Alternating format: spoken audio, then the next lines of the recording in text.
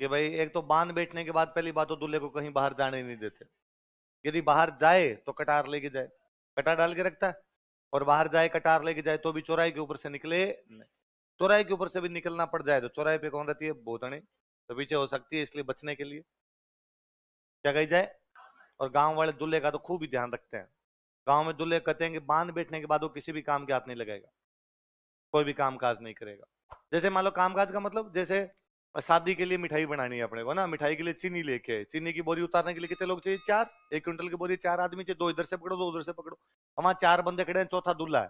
तो दूल्हा नहीं हाथ अड़ाएगा, 3 ही उतारेंगे। वो बेचारे जैसे तैसे करके उतारेंगे, पर दूल्हा ऐसे खड़ा रहेगा। यदि दूल्हा हाथ लगाने की कोशिश भी करे तो गड़बड़ कर, ना ना तू हाथ मत लगाना। यदि तू हाथ लगा देगा तो चीजें कम पड़ जाएगी। दूल्हा जिन चीजों के हाथ लगाता है वो चीजें क्या पड़ जाती है? कम। चीनी के हाथ लगा दिया तो मिठाई कम, आटे के हाथ लगा दिया तो रोटी कम, सब्जी के हाथ लगा दिया तो दूल्हा ऐसा खड़ा रहेगा, वो किसी भी चीज के हाथ, दूल्हे कहा जाता है कि वो हाथ नहीं मिलाएगा किसी से। तो गांव वाला दूल्हा एकदम ऐसे ही खड़ा रहता है। दोस्त जाओ तो दोस्त नमस्ते करो उसको, हाथ मिलाना, क्योंकि दूल्हा राजा है। दूल्हा क्या है? और राजा से हाथ नहीं मिला सकते। आप अशोक गहलोत को जाके थोड़ी कर, हाय अशोक। आज के राजा तो अशोक गहलोत ही है, आप नहीं मिल सकते ना, ऐसे एटिकेट्स का ध्यान रखना पड़ेगा ना। अच्छा, दूल्हे कहा जाता है कि दूल्हा जब दूल्हा बनते टाइम जो जूते पहन लेता है उनको खोलेगा नहीं। मंदिर में भी जाएगा तो जूता समेत। उस दिन मंदिर में भी नहीं उतारेगा वो, फिर मंदिर में भी जूते समेत चढ़। आजकल अपने जानते नहीं तो आजकल दूल्हा बाहर उतार देता है, तो दादाजी टाइप के कई लोग कहते हैं ना ना ना आज चढ़वाया, आज उतारने की तेरे को आवश्यकता नहीं।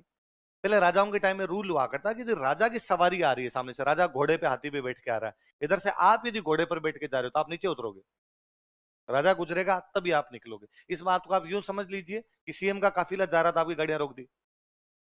कई बार लाल बत्ती पर 15 मिनट तक अपने खड़े, क्या वीआईपी मूवमेंट है, वीआईपी मूवमेंट है। उस टाइम का वीआईपी तो राजा था, तो राजा का घोड़ा जाएगा तो आप घोड़े पर बराबर में निकल नहीं सकते, आपको रुकना पड़ेगा।